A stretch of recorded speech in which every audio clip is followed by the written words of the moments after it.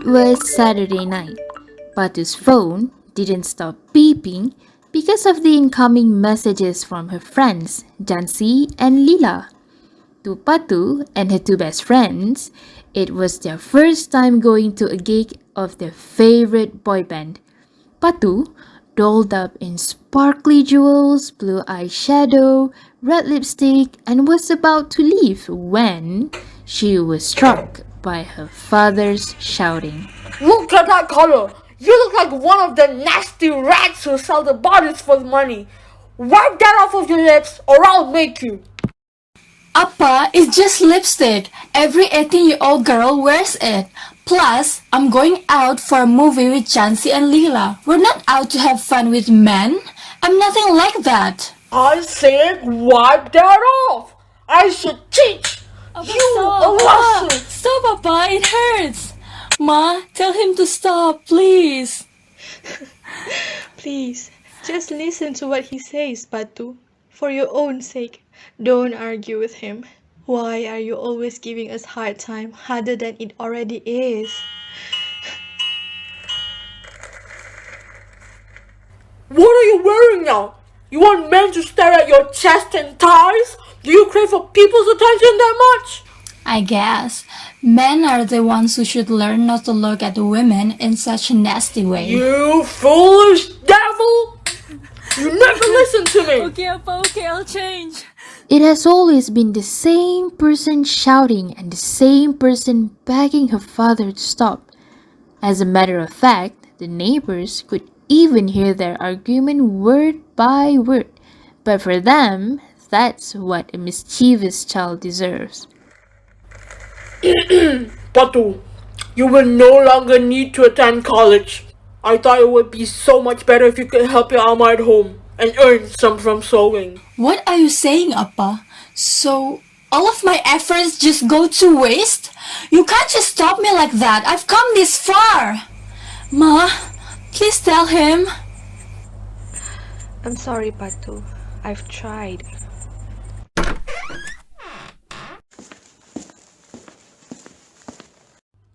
Hey, where do you think you're going? Appa, I'm 25 years old now. I'm not 18. You don't need to control me anymore. And what, huh? And yet all the townspeople see you dressed like that? That's why you'll never get married. Nobody wants to get married to women who dress like you. You never listened to me and never learned. Appa reached for his belt, ready to strike, but he was stopped in his tracks.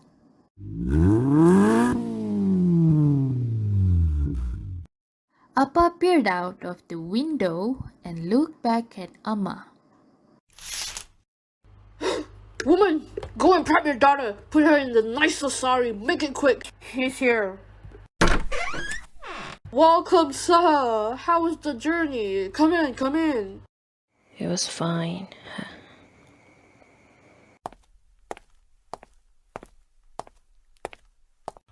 Oh, I'm sorry, but you can't leave your shoes there, thank you. Please, please, make yourself at home. Take a seat. Good to be seeing you on another good occasion, sir. Ugh, but the sticky floor is disgusting. Anyway, how was your job? Did they threaten to fire you again?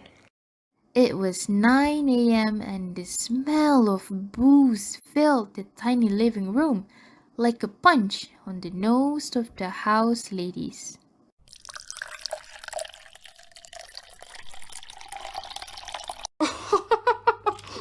No, sir.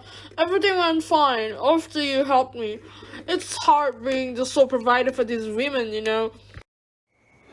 Good. Listen, I hate to waste any more time. Where's our deal? Oh, yes, Pattu.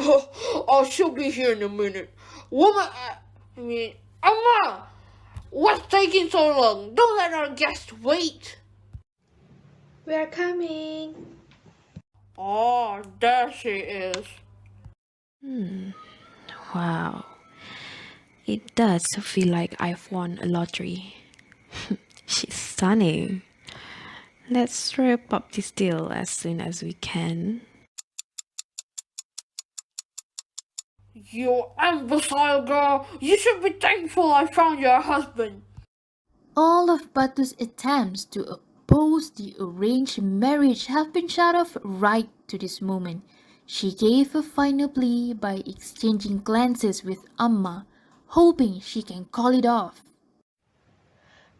Sweetheart, you see, men are born to rule and women to be ruled. A man like him is perfect for you. Go and live a good life. He is God sent.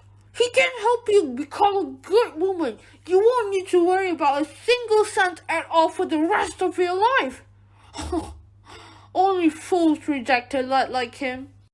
What Appa said somehow must have clicked a switch in her head as Pattu's eyes glimmered with light. Not realizing that she was smiling to herself, she spoke under her breath. And your health, son. Maybe this guy can help and save me from this abyss instead. He's my only hope.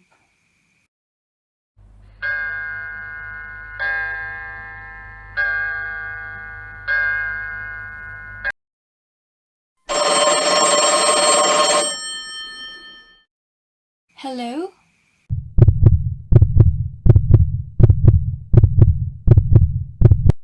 An unexpected phone call startled Pattu that morning. A calm voice, introducing himself as a doctor, bore the news that Appa was found unconscious at his workplace.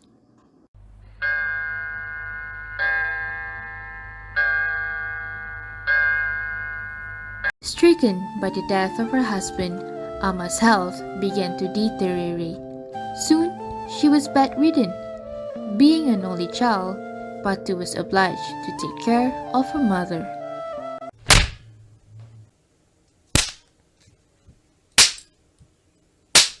Stop! Please stop! You are drunk! You're no fun. Go get me some more toddy. What's the point of having a wife if you can't pleasure me?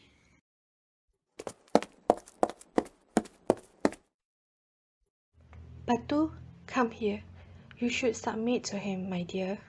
We can only hope he will change once he realizes how much you love him. Hope. Hope is the traitor mother. Never once have I loved him. I thought my life would be better by holding on to hope. But look where it got me.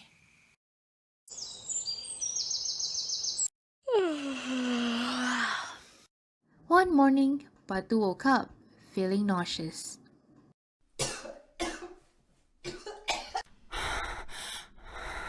Oh dear, is this a sign? The late menses, the nauseousness. Oh dear, is there another life inside of me? What if there is? What should I do? Pattu was ambivalent, but her motherly instincts kicked in. She winced at the thought of having to raise a baby under the same roof with an abusive husband. Nevertheless, hope whispered assurances into her ears. No matter what the circumstances are, I'll make sure no harm will come your way. As long as I live, my past will never introduce her sufferings to you. That I promise. You are what? Honey, you are what? A baby? That's amazing. We will be Auntie Jansi and Auntie Leela. I can already tell who is going to be her favorite aunt. Auntie Leela, can you carry me? Can we go here or there together? Auntie Leela. But Pattu, how did your husband react to this news? You keep getting new bruises every day. Will you two be fine? Oh no, Pattu. Jansi is right. I can't believe a man like that exists. He should be stomped into the pits of hell. This baby is giving me a stronger reason to continue living, Jansi. She gives me hope and a reason to be strong. Speaking of my husband, it's already late. I should be home by now. The baby has yet existed in this world, but it gives her so much glee already. I'm very happy for her. With her current situation, I can see why she wants to hold on to the baby for hope.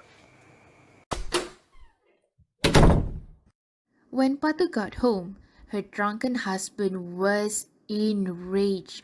All of a sudden, a forceful impact on Pattu's belly marked the final pulse of the child's heartbeat. Amma, the only witness, wept for her daughter's endless miseries.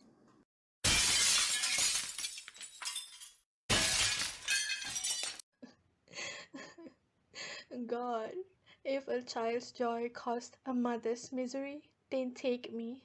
Take me and not Pattu, not the baby. If it takes a fee for a soul to be free, then fine me. My child had suffered enough, while these crippled limbs did nothing to cease the sorrow. My poor Pattu. Oh, look at you, my beautiful daughter. You have such lovely green eyes, gorgeous blonde hair. They match your fair skin. Oh, you want to see what I got you? Yup, it's a skirt. Looks adorable, right? I could never wear one. But you will get to wear them whenever you like, my little angel. Jansi, isn't that Pattu? Oh, she's taking a walk with her daughter. My, poor Pattu. As if getting abused by her father is not enough. Her husband, who was supposed to protect and care for her, disappeared. I hope in her next life she will be born as a man. If she was sane enough, she'd be devastated if she knows the truth. Her smile is a lot brighter now. Maybe she would be better off not knowing the truth. Not that she would believe it anyway. Look how she holds on to hope but gets betrayed every time. Pity Pattu. For her, it never rains but it pours. Pattu was in denial as the most precious thing in her life was also taken away from her. She believed that her daughter, Lalita, was alive, when in fact the little angel had long gone to a better place. Only Pattu sees Lalita, the prettiest baby anyone has ever seen. It was her detachment from the society she loathed. Amma stared at Pattu, who was putting her daughter back to sleep. She started sobbing as she thought of Pattu's ill-fated life. She shouldn't have lived like this. Oh, my daughter Pattu. She regretted not being there for Pattu when she needed her the most. Jansi and Leela, who were there to take care of the two helpless women, noticed the silent tears. Auntie, what happened? Are you okay? Are you hurt anywhere? Why are you crying? I feel terrible, Chancy. Look at her. If only I was a better mother, she wouldn't have lived this way. This was all my fault. I did nothing to protect my daughter, my very own flesh and blood. Auntie, please stop. You will hurt yourself. We cannot change the past, Auntie.